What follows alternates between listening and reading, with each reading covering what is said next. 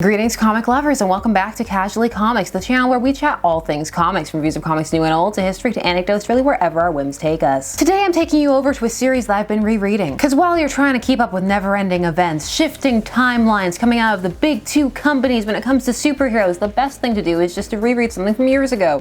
Who am I kidding? I'll never be keeping up properly, living life on the edge, reading comics at home. The Brave and the Bold is a comic that has lived many lives over at DC Comics. The first run of the series ran from 1955 to 1983, an anthology series that ultimately shifted to being more of a Batman team-up book from issue 59 in 1965 onward. It's that format that many fans are familiar with, and as of issue 74, it became exclusively a Batman team-up book. And it ran that way until it ended in issue 200. This book would have a couple of mini revivals, not necessarily Batman team-ups, but just group books. Two miniseries, one in 1991 and one in 1999. But in 2007, it would receive a hardcore revival. This time as an ongoing, and this time it would be a random team-up book. This is where I'm taking you. I'm taking you to issue 16 specifically, but we're also going to discuss the concept as a whole, and why I'm convinced this iteration didn't quite have the staying power of its predecessor. Team books past. So get ready to see Superman and Catwoman team up. And by that I mean get ready to see Catwoman throw herself at Superman. But before we get started, I'm Sasha, and if you're enjoying this content, you know what to do. Hit that like button, hit the subscribe button. Join us on this comic book journey. Our cover is Superman looking very uncomfortable as Catwoman accosts him with kisses. And yes, those are glasses you see dangling from her hand. All will be revealed. Aside from all the assault, I'm also noticing the purple tint given to her costume. Viva la purple Catwoman, we die together. It's definitely an eye-catching cover, a stop and take a look at it cover, because you're aware that, wait a minute, this isn't the couple or pairing that's normally being put forth. This isn't the ship we normally sail officially at the DC company. So it has that going for it. Look at his eyes. He looks so uncomfortable. I don't need him to blink twice for help. The man needs help. I'm coming back 2008 to save you, Clark. This tale is written by Mark Waid with art by Scott Collins, but it credits both of them equally, and we have colors by Rob Schwager. Rocketed as a child from the doomed planet Krypton, the infant Kal-El acquired great powers on Earth,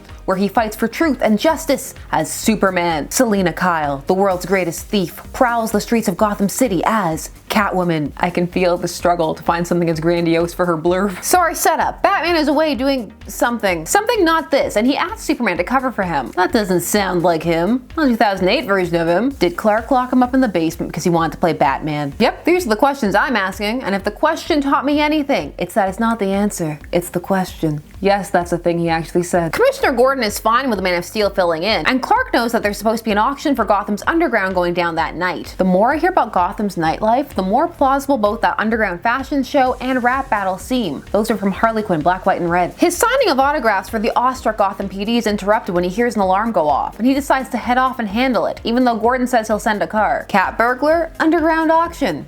He chooses the cat burglar. Thankfully, it's Catwoman, not just some random thief. And also thankfully, she's stealing something to try and get into the auction so the plots can tie together. Is this what you're looking for? So we see that Catwoman's into what she sees, as his various features are cut out for her female gaze to behold. They're really stuck to the corner there. I don't know. I would have laid those panels out differently. That's just me. Would have moved them away from not being quite so close to the edge. You must be Catwoman. You're coming with me. Was it the cat ears that gave it away? Oh dear God, those muscles and that hair and that smile. He never smiles. It's always the bad boy types with me. Maybe just this once, I should consider a Boy Scout. It's not like I'm gonna break him, despite my very best efforts. I can hear you. Why was she saying any of this out loud? Why? Some things are better left for thought balloons. There's something you don't think about a lot, or at least I didn't up until this moment, all the thirsty thoughts that Superman must hear about himself all the time. So she details how she was trying to get into the auction, while also trying to mount him / climb him like a tree. But he's not interested in entertaining her or playing her games. That is until she tells him what exactly this piece she's trying to get at the auction is. It's a map to some hidden cave just outside the city. Superman's face here will stay with me. I'm mesmerized, slightly frightened, searching for definition around the lip area. Our stunned Superman dives into the sea to get an Atlantean necklace, for he has assumed that this map is one that leads to the Batcave. It's a date. It's a mission. You're trusting me. I have my reasons. I'm willing to call a truce. See, the dialogue says one thing, and its interactions I can believe, but the pictures say something else entirely. They say boy crazed groupie, which I don't know. Did Catwoman inhale some of Ivy's spores or something? So Catwoman says that to go to this auction, they need to go in disguise, and that he needs to take her shopping. So they go, and she picks out disguises for herself and for him, and she dresses him up as Clark Kent. That is his Clark Kent getup. Let the laughter commence. I don't think this is suitable. Where are the wigs? Ha! I knew it. I knew in that episode of Superman's girlfriend Lois Lane when fake Wonder Woman was making him try on wigs that it was his idea.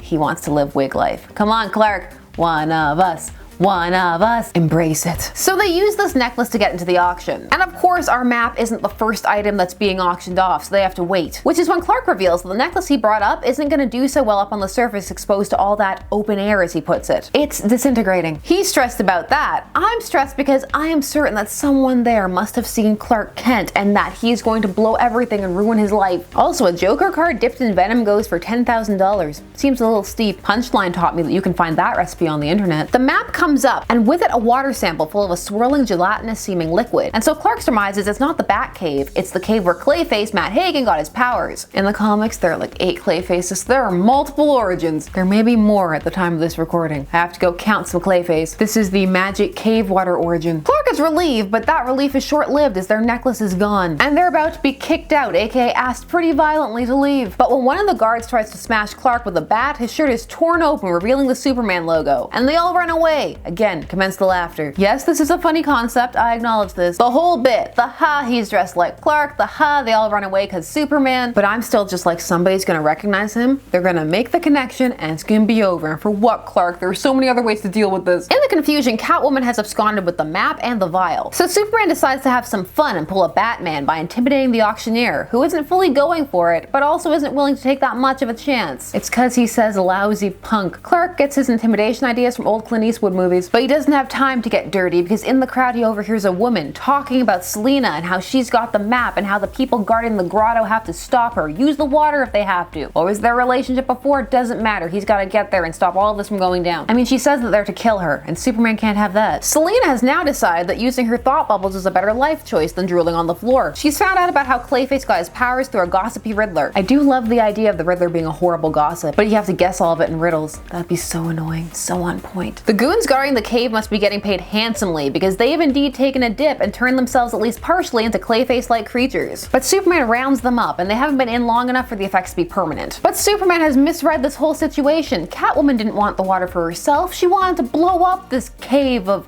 clay liquid.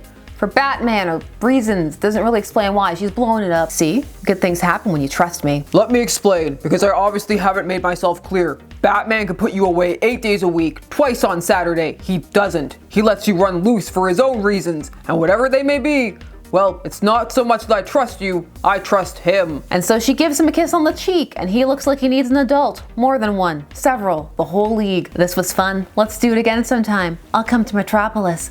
Meow. No. So some light banter and a promise to tell Batman how she explosively helped out later, the two part ways. But not before he lasers that little vial that she was trying to keep for herself. Night. All laugh, the end. Okay, this story first. I get the appeal. This is meant to be a bizarre team up and a lighthearted one. What are you doing here? And it's a cute one and done self-contained story. All details present and accounted for. Overall lighthearted tone. Stakes that aren't too deep. All wrapped up with a wham bam thank you ma'am. And the jokes there make sense. And I got them. But I was more critical because the tones in which the characters were written seemed a little bit off-putting. At least for me they were. I found the characterizations of both Superman and Catwoman interesting here, particularly Catwoman. She came across as far more thirsty than anticipated for this era, or well, any era. Catwoman has always been flirtatious, but this went above and beyond. She's also been touches, but this felt almost on the desperate side and less on the I'm in control of everything side, which is normally what you get more from Catwoman. Part of that was the way that Supes was depicted as reacting to it, which made it more uncomfortable at points. Add to that the whole him dressing as Clark thing and you have one reviewer very worried about Superman. It was a one-shot, and your mileage will vary in how you found it. If you thought it was cute, if you thought it was in character, if you thought it was worth your time, etc. However, thus enters the dilemma of the random team-up Brave and the Bold. This versus the dedicated character team-up book. With the dedicated character team-up book, you run the risk of alienating someone who isn't a fan of your star lead. Don't like Batman, probably not gonna like Brave and the Bold. Don't like Superman, probably not gonna like DC Comics Presents. Don't like Spider-Man, probably not gonna like Marvel Team-Up. On the flip side, you gain the dedicated fan base of those who enjoy the lead character, and can potentially draw some eyes to the second stringer, the co-star, and perhaps they'll gain some fans that way. The random team-up book appears quite exciting on the surface, and sounds like the potentially more interesting book. Every week, new characters meet and team up. Who are you gonna get? Life is like a box of chocolates. You never know which superheroes are going to team up. And that is exciting. There are some who just love team-ups no matter who, will be down for whatever. But most fans have their favorite character, and there's large potential if those characters aren't featured, then they won't pick up the book. And if that repeats often enough, you can see people falling off the book or forgetting about it entirely. Some team-ups sound really interesting on paper, but just don't pan out, or it's really hard to get a concept that works for both characters. Just as some sound like they won't make sense but flow beautifully. You're taking a risk, you're rolling the dice. This series had one-shots, it had interconnected stories, and it featured some truly random team-ups. And because of that, while it definitely was exciting to see who you were gonna get, it also felt a bit disjointed and was a bit harder to connect with. Not everyone has the chronic need to explore every single team-up. I get that this series wanted to do something different than your standard old pick a character and pair them up, but it may have worked better for it in the long run. Still, if that was the case, then we wouldn't have wacky, wild stories like this one. Pros and cons, as with all things. So I want to hear your thoughts, both on this Catwoman Superman team-up and on team-up books in general. Did you find the story to be a fun, cute romp?